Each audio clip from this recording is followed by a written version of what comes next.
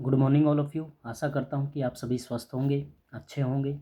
तो आज हम शुरू करते हैं। आपका जो टॉपिक है मैनेजमेंट अकाउंटिंग का चैप्टर नंबर 3 से है ये, analysis and interpretation of financial statement. तो before going to the meaning of analysis and interpretation of financial statement, तो हमें फाइनेंशियल स्टेटमेंट के मीनिंग को पहले समझना होगा। अब फाइनेंशियल स्टेटमेंट का मीनिंग क्या होता है? तो फाइनेंशियल स्टेटमेंट जो है वो डॉक्यूमेंट होता है या वो स्टेटमेंट होती है जो हमें किसी भी कंपनी की फाइनेंशियल पोजीशन के बारे में at the end of the year जो है जानकारी हमें मिलती है कि किसी भी कंपनी की फाइनेंशियल पोजीशन क्या है, कंपनी का प्रॉफिट एंड लॉस कितना है। तो इसको हम क्या बोलते हैं? ऐसी डॉक्यूमेंट को जो हमें ये जानकारी देता है उसको हम बोलते हैं फाइनेंशियल स्टेटमेंट। अब इसका जो एनालिसिस और इंटरप्रिटेशन क्या होता है? तो समटाइम्स हम क्या होता है कि कुछ स्कॉलर का मानना है कि जो फाइनेंशियल जो स्टेटमेंट है वो एंड प्रोडक्ट है। बट ये आपका जो है कि फाइनेंशियल स्टेटमेंट एंड नहीं है कि फाइनेंशियल स्टेटमेंट को हमने प्रिपेयर कर दिया तो उसके बाद हमारा आगे कोई काम नहीं है। तो यदि हमें एक्चुअल में और ज़्यादा डिटेल में जानकारी और जो फैक्ट यदि बिज़नेस के बारे में चाहिए, बिज़नेस की फाइनेंशियल पोजीशन के बारे में चाहिए, तो हमें उस जो है इन फाइनेंशियल स्टेटमेंट का एनालिसिस और इंटरप्रिटेशन करना ज़रूरी होता है। तो एनालिसिस और जो आपका जो इंटरप्रिटेशन जो होता है, इसके जो है जो समटाइम्स हम क्या होता है एनालिसिस और इंटरप्रिटेशन को जो है अलग समझते हैं, ठीक है। और जो हालांकि सब्जेक्टिव रूप से देखा जाए तो एनालिसिस और इंटरप्रिटेशन जो दोनों का मीनिंग सेम है, बट टेक्निकली दोनों में डिफरेंस होता है, ठीक है। तो एनालिसिस जो होता है वो आपका फर्स्ट स्टेप होता है और इंटरप्रिटेशन जो होता है वो सेकंड स्टेप होता है। तो एनालिसिस में क्या होता है कि एनालिसिस में एक ऐसी जो है प्रक्रिया होती है जिसमें हम जो जितना भी हमारा कॉम्प्लेक्स जो डेटा होता है उसको डिवाइड कर देते हैं सिंपल और अंडरस्टैंडेबल फॉर्म में, अंडरस्टैंडेबल ग्रुप्स में। इसको जो हम जो है अंडरस्टैंडेबल ग्रुप्स में डिवाइड कर देते हैं। और इंटरप्रिटेशन में क्या होता है कि जो हमने जो डेटा एनालिसिस में जो डिवाइड किया था, जो जिसमें हमने डेटा के ग्रुप बनाए थे, उस डेटा के आधार पर हम उस कंक्लूजन हमारे ड्रॉ करते हैं, हम निर्णय हमें लेते हैं कि हमने क्या कंक्लूजन उसको निकाला है। अब एनालिसिस एंड इंटरप्रिटेशन का मीनिंग आप देख लीजिए होता क्या है। तो एनालिसिस जो होता है फाइनेंशियल स्टेटमेंट का एक ऐसी जो प्रक्रिया होती है जिसमें हम सभी फाइनेंशियल स्टेटमेंट का क्रिटिकल जो है इवैल्यूएशन करने के बाद उन फाइनेंशियल स्टेटमेंट को हम एक ऐसी फॉर्म में बनाते हैं जिससे कि हम समझ के सिंपल फॉर्म में उनको प्रिपेयर करते हैं विश्लेषण के अंतर्गत, ठीक है। और जो जिसका जो पर्पज़ होता है कि हमारा जो पर्पज़ होता है कि जितने भी इंडिविजुअल आइटम फाइनेंशियल स्टेटमेंट में दिए गए हैं उन सब का जो है मेन हमारा जो आइटम है फाइनेंशियल स्टेटमेंट का उन सब के साथ रिलेशनशिप को भी जोड़ना पड़ता है। तो जो एनालिसिस में हम कई बार डेटा को रीअरेंज्ड भी करते हैं। रीअरेंज्ड क्यों करते हैं? क्योंकि ताकि हम इसको सिंपल और अंडरस्टैंडेबल फॉर्म में इंफॉर्मेशन को बना सके, इसलिए हम जो है कुछ टेक्निक्स की सहायता से, कुछ टूल्स के सहायता से हम डेटा को इस प्रकार से रीअरेंज्ड करते हैं या सिंपल फॉर्म में जो है उसको बनाते हैं ताकि वो जो है अंडरस्टैंडेबल हो, जितने भी हमारी बिजनेस से रिलेटेड पार्टी है सभी को समझ में आए। तो विश्लेषण क्या हुआ? विश्लेषण जो डेटा का क्या हुआ कि जो जितनी भी हमारी फाइनेंशियल स्टेटमेंट जो थी हमने at the end of the financial year बनाई थी उन सब को हम आगे इवेल्युएट करते हैं और उन सब का डेटा को, कॉम्प्लेक्स डेटा को सिंपल फॉर्म में हम बनाते हैं और अंडरस्टैंडेबल फॉर्म में हम उसको बनाते हैं। तो आगे देखिए आपका नेक्स्ट जो स्लाइड है उसमें अब हम डिस्कस करते हैं कि objective of analysis of financial statement.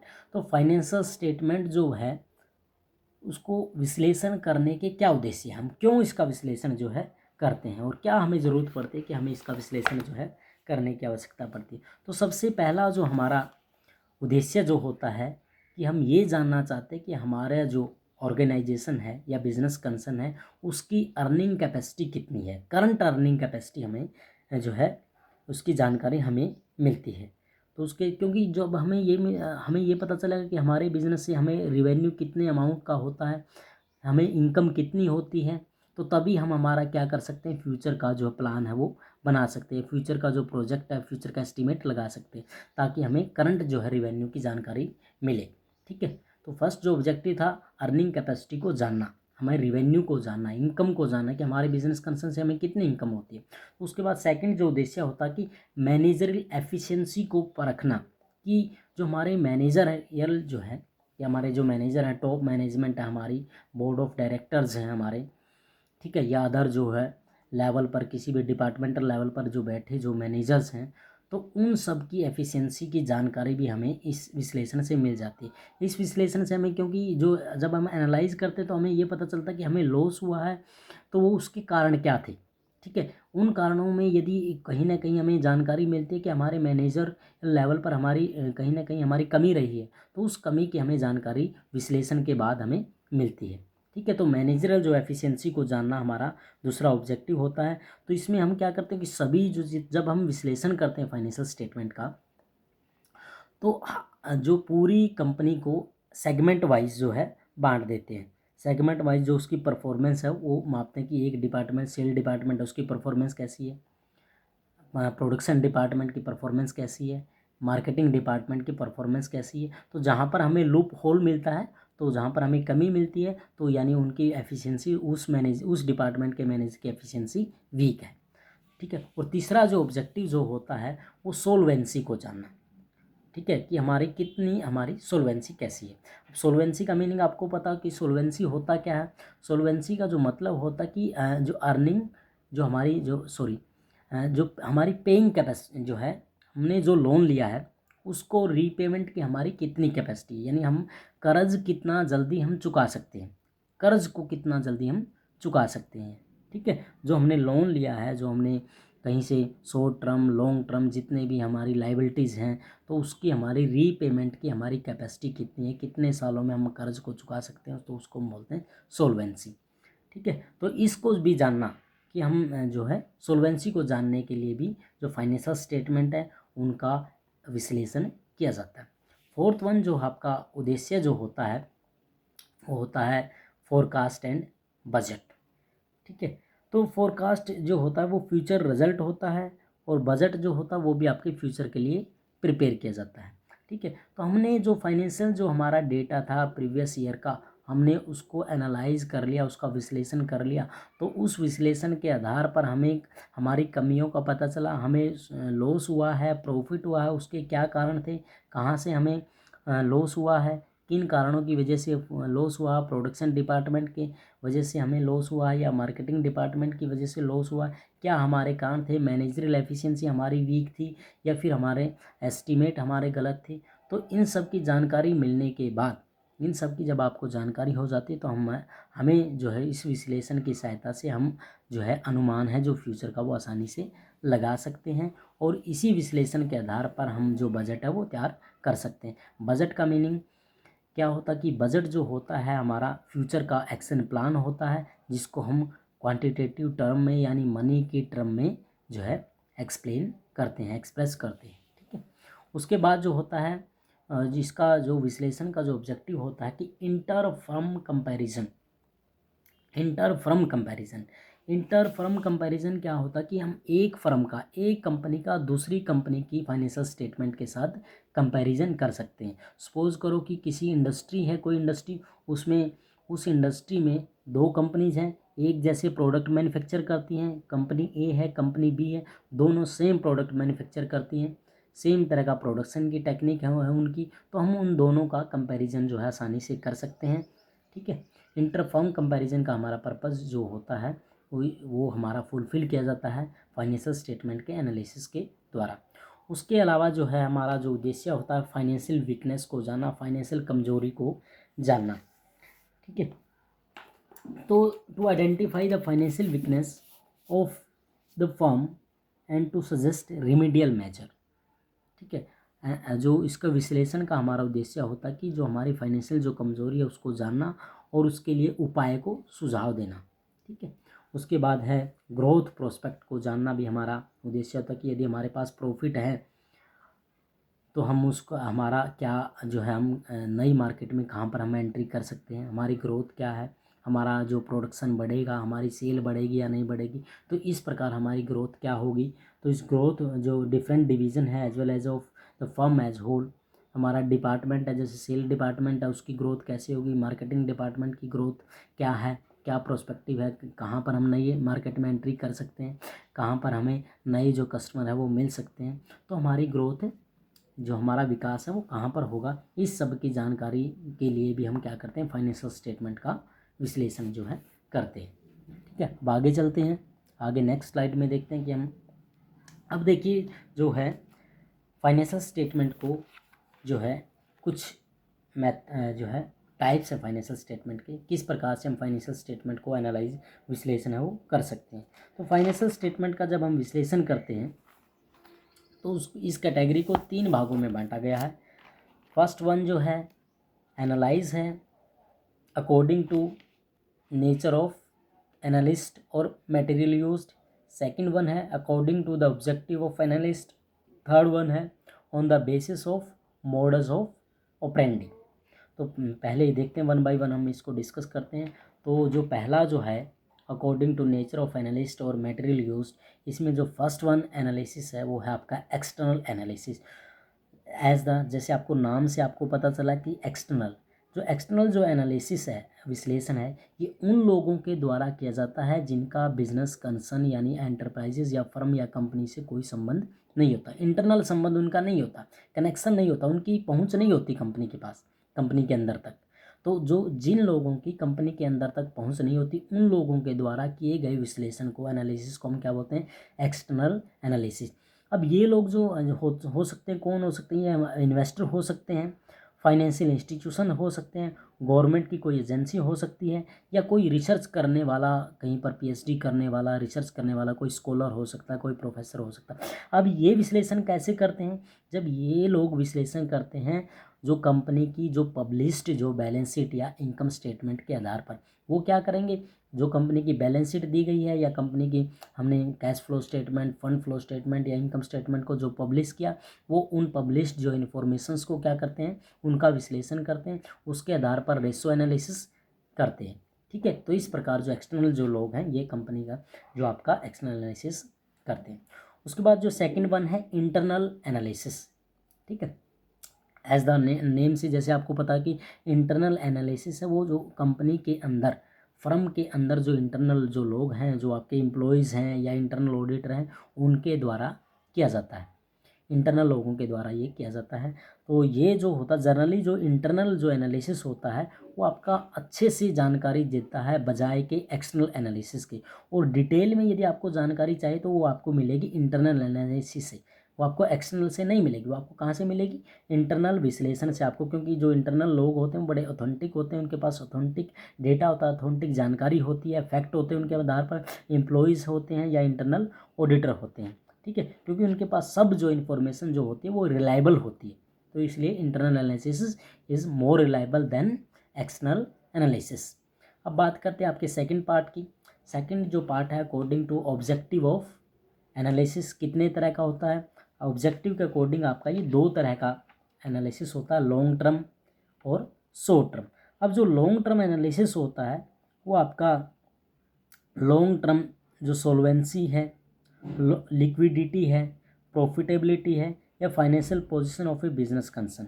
तो जो लॉन्ग टर्म एनालिसिस हम क्यों करते हैं, कहते हैं कि लॉन्ग टर्म, जैसा नाम से आपको पता चलिए, लॉन्ग टर्म एनालिसिस हमारे जो लॉन्ग टर्म जो जानकारी होगी, लंबे समय तक हमें हमारी कंपनी की फाइनेंशियल पोजीशन का पता करना है, लंबे समय तक हमें जो है कंपनी के प्रॉफिट का पता करना है या लॉस का पता करना है, लंबे समय तक हमें कंपनी की सोल्वेंसी का पता करना है कि हम जो लॉन्ग टर्म हमारी लिक्विडिटी जो है, लाइबिलिटीज़ हैं, उनको कब हम रीपेमेंट करेंगे, इसकी हमें जानकारी चाहिए।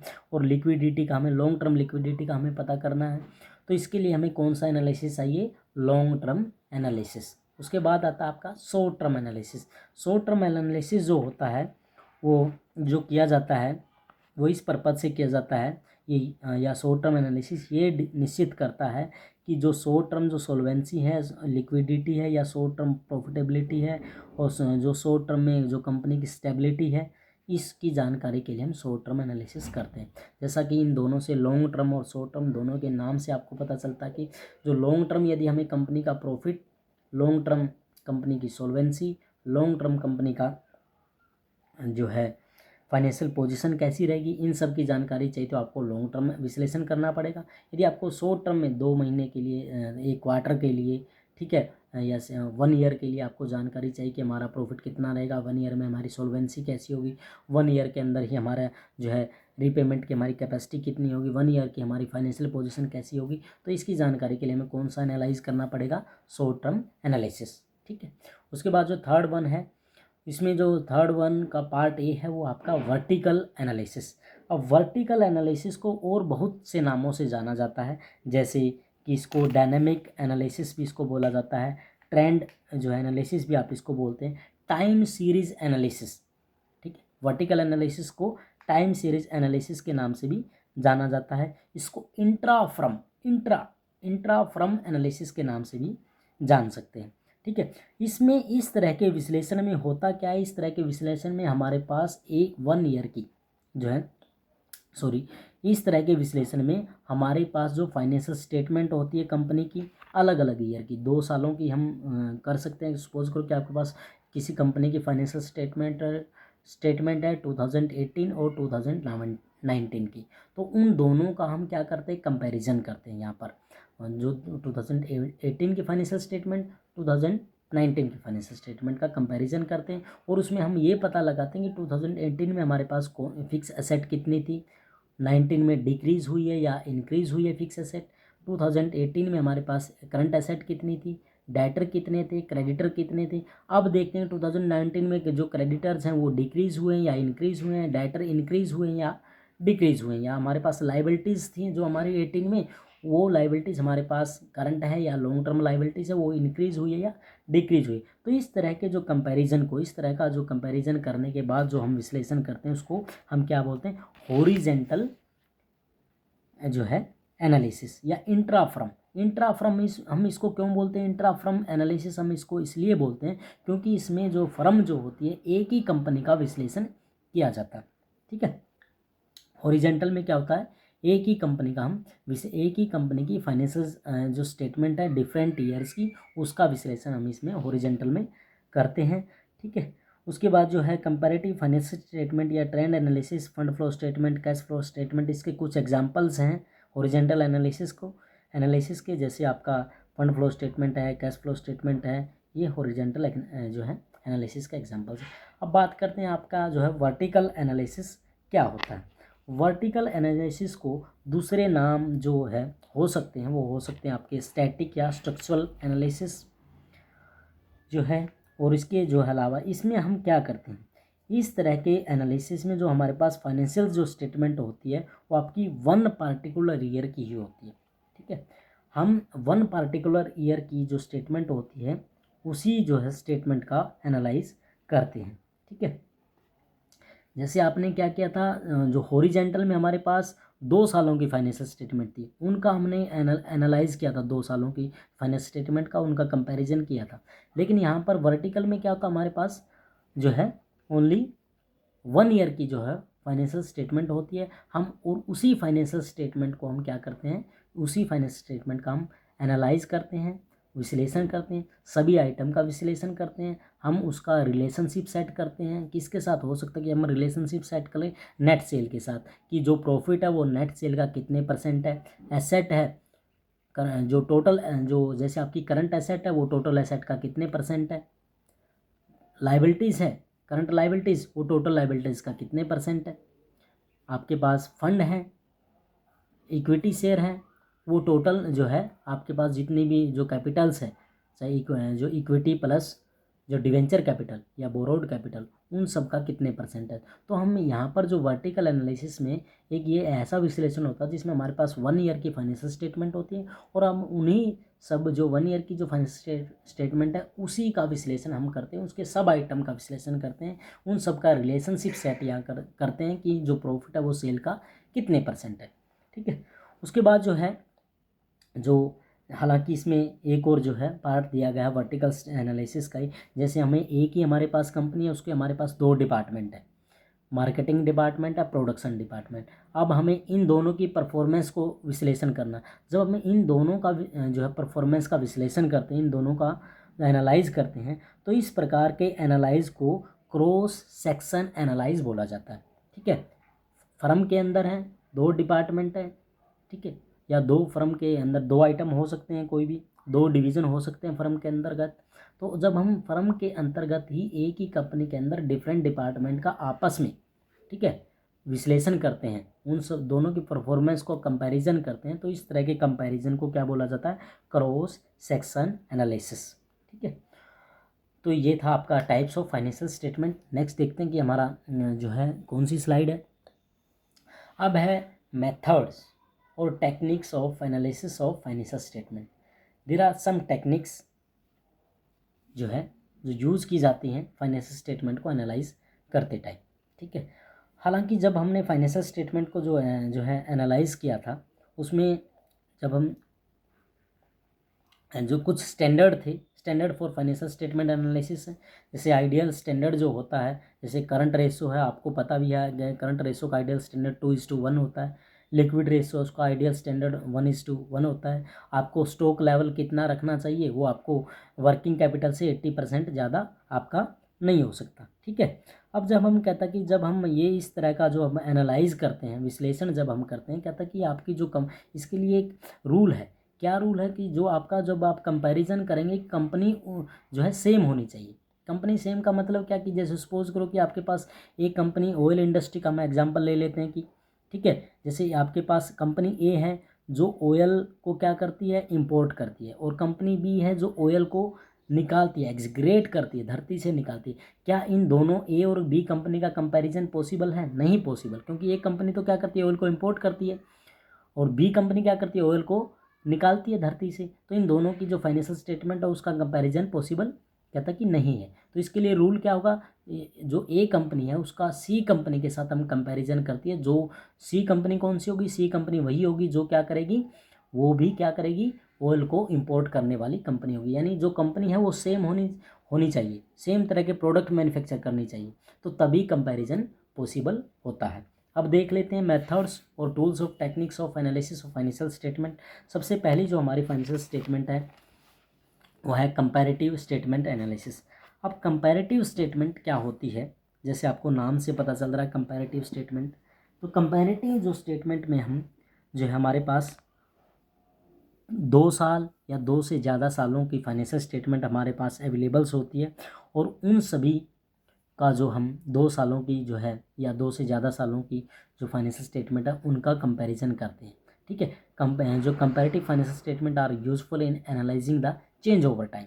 यानी चेंज क्या हुआ कि जैसे 2018 की आपके पास स्टेटमेंट है, 2019 की स्टेटमेंट है फाइनेंशियल, दोनों बैलेंस शीट है दोनों, और उन दोनों बैलेंस शीट का आपने कंपेयर कर दिया। ठीक है, तो इसके बाद जो है जो जब हम कंपैरिजन करते हैं तो इसमें हम ये पता लगाते हैं कि हमारा इंक्रीज़ और डिक्रीज़ कितना डेटा हुआ है। ठीक है, 2018 में हमारे पास कितनी एसेट थी, 2019 में कितनी एसेट है, 2000 जो है 18 में कितनी लाइबिलिटीज़ है, 2019 में कितनी लाइबिलिटीज़ है, कितनी एसेट डिक्रीज़ हुई, कितनी लाइबिलिटीज़ डिक्रीज़ या इंक्रीज़ हुई। तो इन सब की जानकारी हमें मिलती है कंपैरेटिव फाइनेंशियल स्टेटमेंट्स।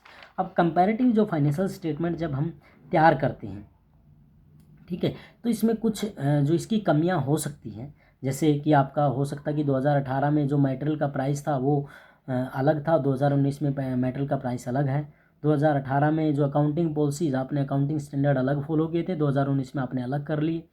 और जो है 2018 में जो है, तो इस प्रकार से जब कहता कि इस तरह का जो प्राइस लेवल का चेंज होता है या अकाउंटिंग पॉलिसीज में चेंज होता है, तो कंपैरिजन आपका रियल नहीं हो सकता। यानी आपका जो कंपैरेटिव फाइनेंशियल स्टेटमेंट रियलिस्टिक नहीं हो सकती, वो आपको रिलायबल इन्फॉर्मेशन नहीं दे सकती। वो आपको रिलायबल इन्फॉर्मेशन कब देगी, जब दोनों सालों में आपका क्या प्राइस लेवल में कोई चेंज नहीं हुआ, वो अकाउंटिंग पॉलिसीज में कोई चेंज आपका नहीं हुआ हो। ठीक है, तो ये इसकी कमियां थी कंपैरेटिव फाइनेंशियल स्टेटमेंट की। अब हम बात करते हैं कि जो यहाँ पर फाइनेंशियल जो स्टेटमेंट है वो 2 तरह की होती है कंपैरेटिव फाइनेंशियल स्टेटमेंट। जैसे आपका नंबर 1 है बैलेंस शीट है, और नंबर 2 पर आपका आता है इनकम स्टेटमेंट। अब हमें बैलेंस शीट को कंपैरेटिव बनाने की ज़रूरत कब पड़ी?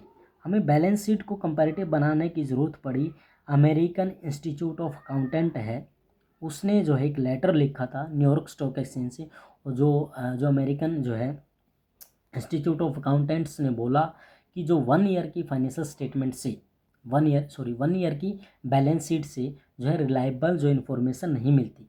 ठीक है, और इसलिए हमें क्या चाहिए, हमें 2 सालों की जो फाइनेंस जो बैलेंस शीट जो चाहिए, जिससे क्या हो सकता है, जिससे कंपैरिजन जो है आसान होता है, और कंपैरिजन का जिससे हमें इंक्रीज़ या डिक्रीज़ जो है डेटर में, क्रेडिटर्स में, बैलेंस शीट में, इन सब में, या आपका जो है एसेट में, लायबिलिटी में, इन सब की जानकारी जो हमें कहता कि मिल सकती है। वर्किंग कैपिटल में कितना इंक्रीज़ हुआ, डिक्रीज़ हुआ, एसेट में कितना हुआ, लायबिलिटीज़ में कितना हुआ। तो इसके लिए हमें कहता कि कंपैरेटिव बैलेंस शीट बनाने की ज़रूरत है।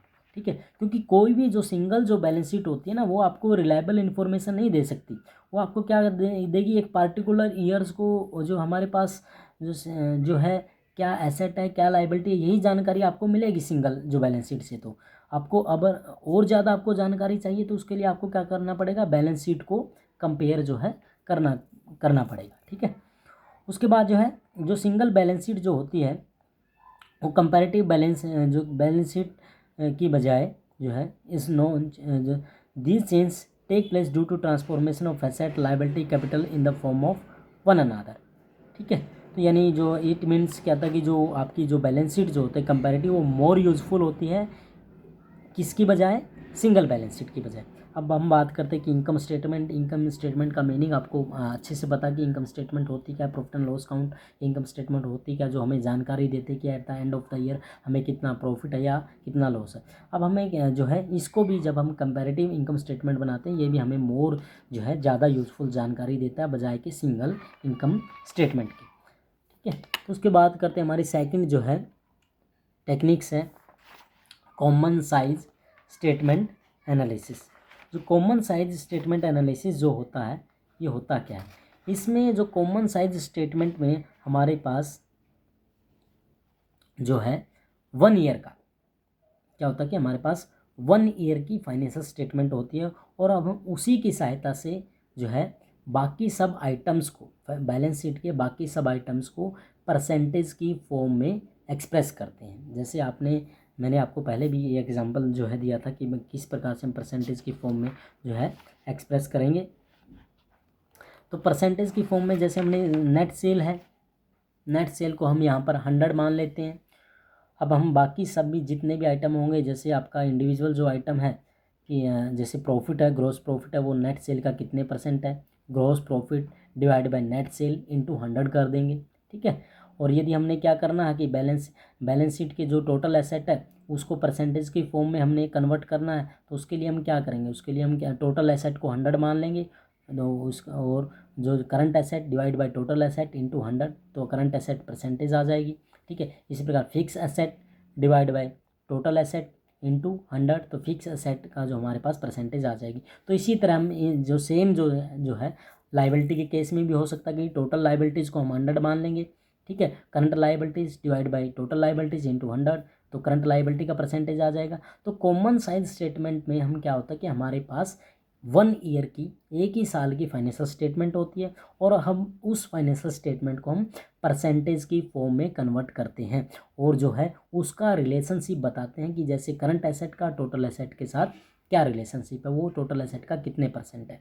ठीक है, तो इसको हम बोलते हैं कॉमन साइज स्टेटमेंट। हालांकि जो कॉमन साइज जो स्टेटमेंट होती है ना, वो बिल्कुल सिंपल होती है इसका जो है, और जो है यहाँ जो ये वाला जो where there is a trend of frequent fluctuation, this method is considered more useful for comparison. जैसे आज की जो सिचुएशन है, पेंडेमिक सिचुएशन है कि 2 महीने के बाद फिर लॉकडाउन लग जाता है, 1 महीने के बाद जो फिर छूट दे दी जाती है, और फिर 1 महीने का लॉकडाउन लगा दीजिए, तो ऐसे में क्या होगा, तो बैलेंस शीट जो है फ्लक्चुएट होती है बैलेंस शीट। तो बैलेंस शीट जब ऐसे फ्लक्चुएशन की सिचुएशन होती है, तो वहाँ पर कॉमन साइज स्टेटमेंट विश्लेषण करना बहुत आसान होता है और सबसे ज़्यादा यूज़फुल भी होता है। ठीक है, अब देखिए कॉमन साइज स्टेटमेंट की भी कुछ कमियां हैं। कॉमन साइज स्टेटमेंट है वो चेंज तो बताता है कि परसेंटेज में जो एसेट में कितना चेंज हुआ, जो है लाइबिलिटीज़ में कितना चेंज हुआ, नेट सेल में कितना चेंज हुआ, ग्रॉस प्रॉफिट में कितना चेंज हुआ, करंट एसेट में कितना चेंज हुआ, बट उस चेंज के कारणों की जानकारी यहाँ से हमें नहीं मिलती। ये कॉमन साइज स्टेटमेंट की जो है कमी है। इसके अलावा जो है standard of percentage is difficult and its standard of percentage of each item are not establish, this will have only limited value. यानी जो है इस प्रकार के जो है स्टैंडर्ड को निर्धारित करना, वो भी अपने आप में जो है परसेंटेज का क्या स्टैंडर्ड होगा, ठीक है। नेट सेल को ही हम 100% क्यों माने, ठीक है। तो इस प्रकार के स्टैंडर्ड को सेट करना भी अपने आप में जो एक डिफ़िकल्ट जो काम है, तो इसलिए ये कहता कि जो है ये आपकी एक कमी है कॉमन साइज स्टेटमेंट की। तो नेक्स्ट देख लेते हैं कि हमारे पास उसके बाद आता है आपके पास ट्रेंड एनालिसिस। ट्रेंड जो एनालिसिस हमें बताता कि हमारा जो ट्रेंड, हमारी डायरेक्शन बताता कि अपवर्ड हमारा जो बिजनेस अप की तरफ जा रहा है या डाउन की तरफ जा रहा है, प्रॉफिट हमारा लगातार बढ़ रहा है या लगातार कम हो रहा है, ठीक है, या फिर फ्लक्चुएट कितना हो रहा प्रॉफिट, या लॉस हमारा अपवर्ड जा रहा है या डाउनवर्ड जा रहा है। तो इन सब की जानकारी हमें मिलती है ट्रेंड एनालिसिस से। तो इस तरह का जो एनालिसिस जो होता है वो जो डिफरेंट ईयर्स हमें यहाँ पर चाहिए, दो सालों की, 2 से ज़्यादा सालों की जो है फाइनेंशियल स्टेटमेंट जो हमें चाहिए, और जो है उसकी सहायता से हम क्या कर लेते हैं, एक किसी भी जो है 1 साल की फाइनेंशियल स्टेटमेंट को बेस मान लेते हैं, बेस ईयर। जैसे हमारे पास 3 साल हैं सपोज करो, तो 2017, 2018 और 2019। हम यहाँ पर क्या करेंगे, 2017 की जो फाइनेंशियल स्टेटमेंट है उसको हम बेस ईयर मान लेंगे, यानी उसको 100 उसके सभी आइटम्स को 100 मान लेंगे।